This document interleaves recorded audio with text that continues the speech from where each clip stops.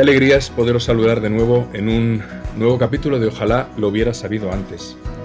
Hoy lo que nos convoca es un tema que creo que nos puede interesar mucho a la mayoría, la autoexigencia despiadada. Este tema lo propuso nuestro querido amigo Francesc Miralles y creo que merece mucho la pena que lo miremos en una perspectiva diversa, porque ¿cuántas personas sufren por esa autoexigencia despiadada? Una autoexigencia desmedida que puede tener muchas causas subyacentes. Pueden estar esas causas de autoexigencia enraizadas en la historia psicológica y personal de cada persona. Analizaremos algunas de las razones por las que algunas o algunos hemos tenido momentos en la vida o hay personas que están constantemente en esa autoexigencia. ¿Qué se puede hacer para mitigar ese comportamiento? ¿Cuántos profesionales reconocidos o artistas han sido famosos y notorios por su extrema autoexigencia? Lo que frecuentemente ha sido un factor clave en su éxito y legado duradero. Por ejemplo, y antes de comenzar a profundizar, podríamos hablar de Ludwig van Beethoven, ¿no? Uno de los compositores más influyentes de la historia de la música clásica, conocido por su perfeccionismo y por revisar sus obras una y otra vez. Incluso viviendo en sordera, seguía componiendo y revisando minuciosamente sus partituras, y exigiendo mucho de sí mismo a pesar de no poder escuchar. O Frida Kahlo, conocida por sus autorretratos intensamente personales y su gran dedicación al arte, con su dolor crónico y múltiples operaciones, era implacable en su trabajo, buscando expresar su identidad y experiencia con gran autenticidad y sin concesiones. O en el cine, Stanley Kubrick, el famoso Stanley Kubrick, obsesivo con el detalle, exigente con sus actores, director de la película, por ejemplo, El Resplandor, eh, creó una escena en la que una actriz tuvo que hacer 127 tomas. Era absolutamente intransigente con su estándar de calidad. O en otro nivel, vámonos a Oriente, Akira Kurosawa, este cineasta japonés, era conocido por su perfeccionismo, construyendo sets tan detallados y a la vez esperando la perfección en la iluminación, en el comportamiento de sus actores, autor, entre otros, de Los Siete Samuráis. Virginia Woolf, Haruki Murakami, Steve Jobs, Elon Musk. En todas las dimensiones de lo humano podríamos encontrar muchísimos ejemplos de mujeres y hombres que han logrado enormes realizaciones, pero que tenían o tienen una autoexigencia despiadada. Querido Tony, esto dará mucho de sí hoy, ¿verdad? Hablar de esta autoexigencia despiadada. Sí, pero me da un poco miedo el programa, porque tal como ibas introduciendo, yo ya más me veo de una autoexigencia relajada, Me encanta. ¿sabes? Bueno, precisamente ese es el permiso, ¿no? Vamos a ver, vamos a ver. Querido Francés, muy buenas, ¿cómo estás? Muy feliz de estar aquí con vosotros y ha venido muy bien la presentación que has hecho, Alex, porque me ha hecho pensar que esta exigencia despiadada que tenemos con nosotros mismos, con los demás a veces, se produce en muchos ámbitos. Yo he ido tomando nota. Hay una autoexigencia despiadada en lo físico, en algunas personas. Todos hemos visto a personas que se han hecho tantas operaciones faciales que se convierten en verdaderos monstruos, bien en nuestro ámbito o en el ámbito público de la fama, ¿no? De que dices, ¿cómo puede ser que esta persona, que era tan agraciada ya de nacimiento, ahora tenga esta cara tensa que no puede ni sonreír? Pues es la autoexigencia despiadada. Lo intelectual incluso, ¿no? Hay personas que son tan ambiciosas con su formación que no se dan un tiempo para relajarse y para sociabilizar y no dan lugar a otras cosas. Autoexigencia despiadada sentimental. La típica persona que enseguida que encuentra una pareja piensa que podría tener una mejor, entonces está siempre con lo que se llama el síndrome de Tarzán, abandonando una liana para coger la siguiente, ¿no? Pensando, porque eso nos puede quizás definirlo mejor el profesor Bolinches. Muchas personas identifican su nivel social por la pareja que tienen al lado. Si tienen una pareja muy valorada por los demás, pues parece que tienes una jerarquía superior que si tienes una pareja muy sencilla, cosa que yo diría que los grandes sabios han sabido evitar. Yo ahora no me acuerdo el nombre de este filósofo. Tengo un gran amigo que es historiador de la filosofía y me dijo que uno de los mayores filósofos del norte de Europa tenía muchas pretendientes, pero prefirió casarse con la mujer que venía a hacer faenas a su casa.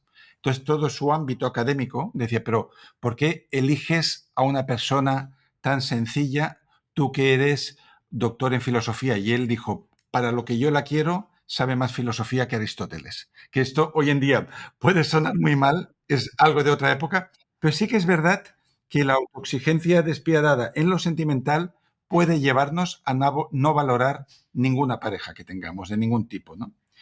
Autoexigencia despiadada profesional, me gusta mucho el ejemplo que ha puesto Alex de Akira Kurosawa, que llegó a cambiar el sentido de un río, porque a él le parecía que era mejor que fuera en dirección contraria, con lo cual hubo que invertir en enormes máquinas que cambiaban el sentido del agua.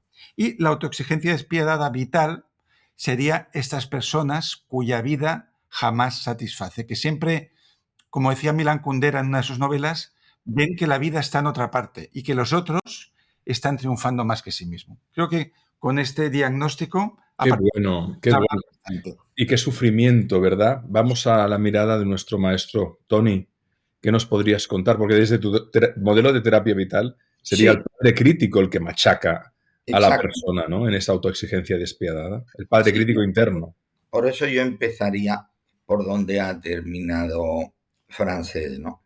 Eh, las razones por las cuales llegamos a este nivel de autoexigencia y hasta qué punto es sano, es bueno o es una fuente de estrés, de frustración y de desequilibrio psicológico. Por eso en la introducción he hecho esa pequeña broma de decir que yo tengo una autoexigencia relajada. Curiosamente, esa autoexigencia relajada en mi nomenclatura, en mi glosario de conceptos básicos, se corresponde con el espíritu de superación. El espíritu de superación es bueno. La autoexigencia despiadada es mala, precisamente porque es despiadada. Es más, yo no sé hasta qué punto, a ver qué os parece a vosotros, Alex y Frances, cuando digo autoexigencia, ya no, ya en cierto modo ya es despiadada, porque es una redundancia. ¿Eh? O sea, me estoy exigiendo a mí mismo y Francés ha hecho una observación magistral. ¿Hasta qué punto muchas de las autoexigencias despiadadas, sobre todo como él ha planteado a nivel psicoestético, son consecuencia de una presión social neurotizante? Y ha puesto un ejemplo paradigmático, las grandes actrices que creen que tienen éxito solo por su físico, y a veces es cierto y otras no. Yo te puedo decir que las mujeres más guapas que he conocido como clientas eran las que algún día venían y si yo no me había dado cuenta, me decían, ¿no me nota usted nada? ¿O no me notas nada? Y yo decía, no, ¿por qué? Porque me he subido los párpados, me he arreglado un poco la nariz, en fin, se habían hecho intervenciones que desde fuera no eran demasiado perceptibles, pero que para su autoexigencia despiadada era necesaria. Por tanto, mi teoría de que el exceso es un defecto encontraría su máxima expresión en la autoexigencia despiadada. Yo he detectado a nivel terapéutico 4 motivaciones. Os las planteo para que hasta qué punto me digáis vosotros estáis de acuerdo o no. La primera es por imperativo educacional. Has de llegar a ser el mejor, mejor que papá, a la altura de tu abuelo o lo que sea. Segundo, por déficit afectivo, esta es muy frecuente. Quiero que me quieran y si no soy bueno en el sentido de bondad o no soy bueno en el sentido de excelencia, no me querrán. Tercero, por compensación de complejos. Dicen que los que somos pequeños somos simpáticos. Puede ser cierto porque como no podemos brillar en altura, intentamos brillar en simpatía. Cada uno compensa como puede sus imperfecciones y defectos. Y la última, por imitación, esa es la peor. Cuando tenemos un referente que para nosotros es estimulante, pero que es estimulante por inalcanzable. Eso pasa mucho con los hijos o nietos de grandes prohombres o grandes supermujeres de nuestro modelo de sociedad. Tenemos allí un ámbito amplísimo de temas para poder desarrollar. Absolutamente. Yo reflexionando sobre las posibles causas de esta autoexigencia extrema, sin duda, de alguna manera siguiendo con lo que nos planteabas, Tony, hay ese perfeccionismo, esos ideales de perfección que a veces son inalcanzables y que está muy relacionado con el temor al juicio o al fracaso y que puede ser exacerbado por experiencias pasadas de críticas severas, a veces padres muy severos o de expectativas altas de figuras de autoridad. También los valores familiares. La educación y los valores familiares pueden influir mucho en cómo las personas se ven a sí mismas y qué esperan de sí mismas. Yo he visto personas torturadas por los valores familiares. Si crecieron, por ejemplo, en un entorno donde el éxito y el logro eran altamente valorados o exigidos, pueden internalizar esa exigencia hasta el punto de ser intransigentes consigo mismos y neurotizarse en extremo, ¿no? Competitividad y comparación social. Es decir, la sociedad actual impulsa la comparación con los demás y en un mundo enfocado al éxito y a la visibilidad, esa presión para destacar puede llevar a muchas personas a sufrir por establecer estándares imposibles para sí mismos y que incluso pueden llevarles a una angustia o un sufrimiento o incluso a decidir no sostener más la vida porque no pueden vivir con esa autopresión impuesta. El miedo o el miedo al rechazo o al fracaso, ¿no? No ser aceptados puede hacer que las personas se esfuercen mucho más de lo que es saludable, creyendo que cualquier error o fallo los harán indignos de reconocimiento, de pertenencia o de amor. Y también los traumas o experiencias pasadas, ¿no? Pueden llevar a las personas a creer que deben ser extremadamente duras consigo mismas para garantizar que nunca volverán a ser vulnerables. Claro, más allá de las causas, creo que ahora valdría la pena que entráramos a pensar en cuáles son las posibles estrategias para reducir esa autoexigencia extrema, más allá de la terapia, ¿no? Psicológica, por supuesto, porque puede ser muy útil. Un buen terapeuta como tú, Tony, ayuda muchísimo a cambiar patrones de pensamiento dañinos, además de ofrecer estrategias para fomentar una cierta autocompasión, ¿no? Si os parece, podríamos entrar aquí, comenzamos con Francés, seguimos con Tony. ¿Qué se puede hacer para reducir ese nivel de autopresión a veces tan exigente que algunas personas viven? Yo te diría, Alex, que antes Antonio ha dicho una clave muy importante, que es la compensación, y me ha hecho pensar una anécdota muy bonita que se explica en el libro Atrévete a no gustar, de dos filósofos japoneses.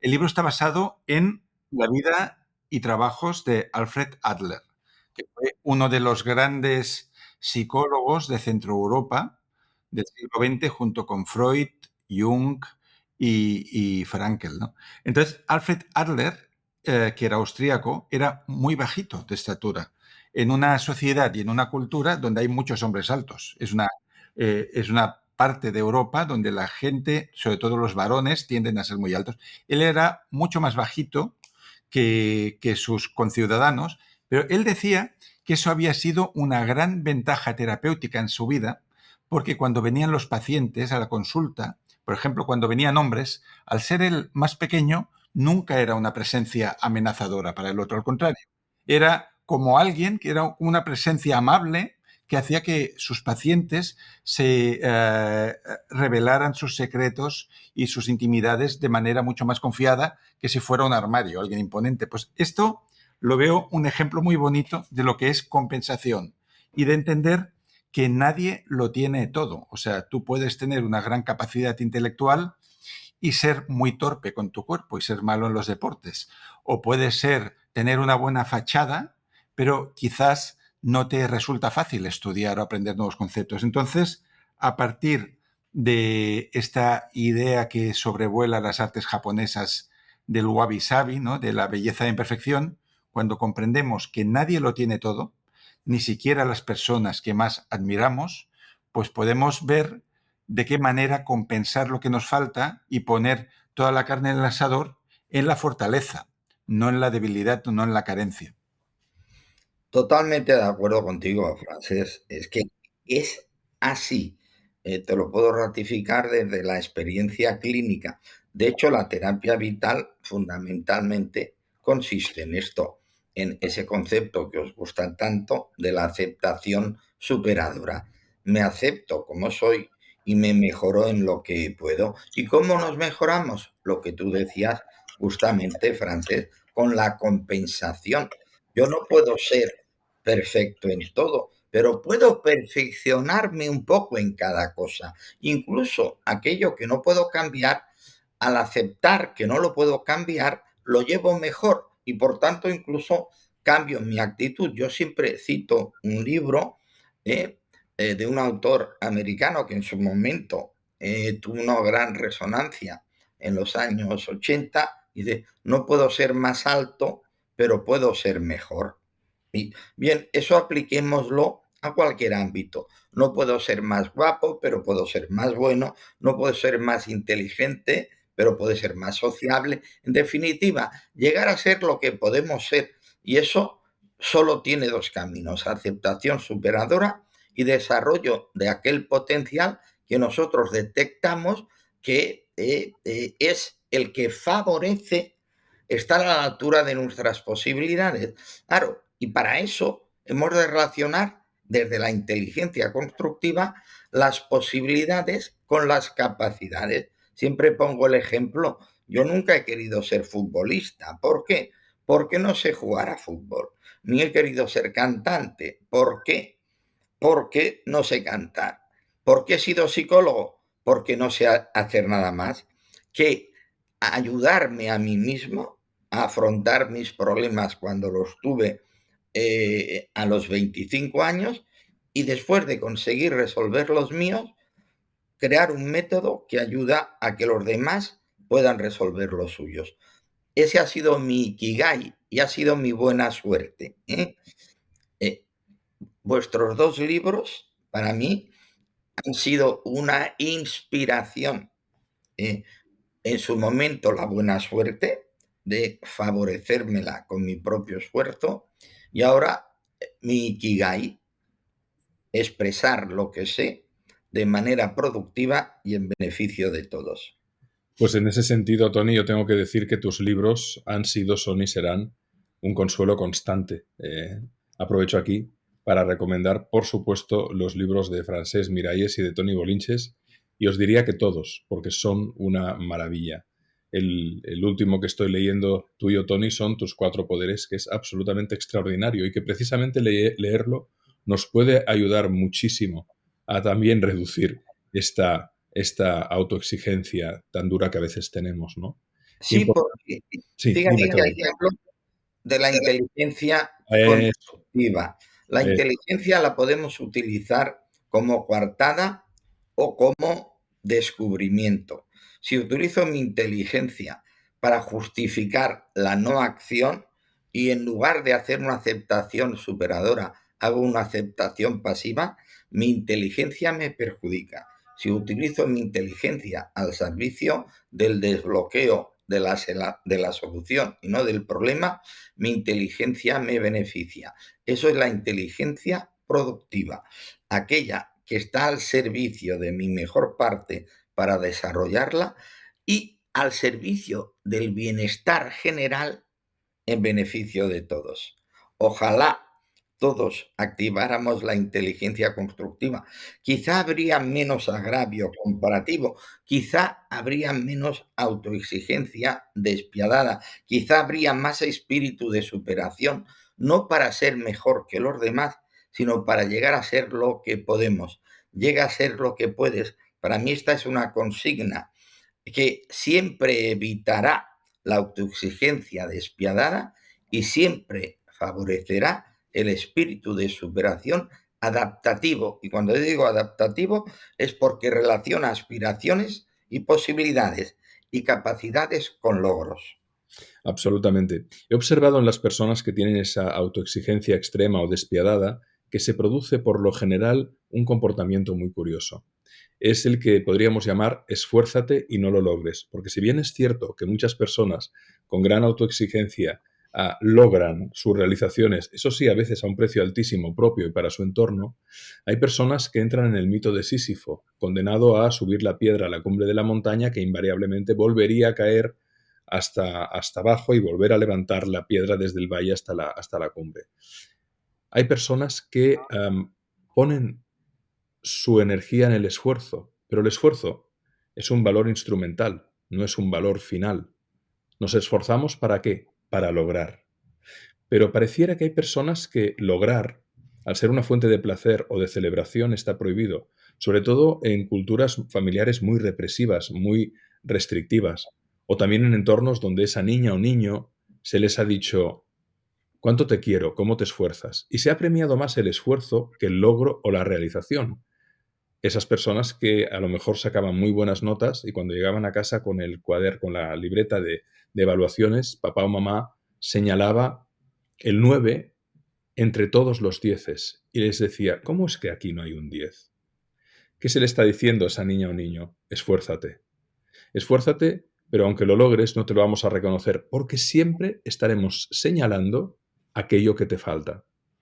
Por lo tanto, eso puede generar un patrón de esfuerzo constante, pero de miedo al logro o a la realización, porque en el fondo, esa persona de que se da cuenta, de que la miran, de que están por ella, cuando se esfuerza, pero no cuando lo logra.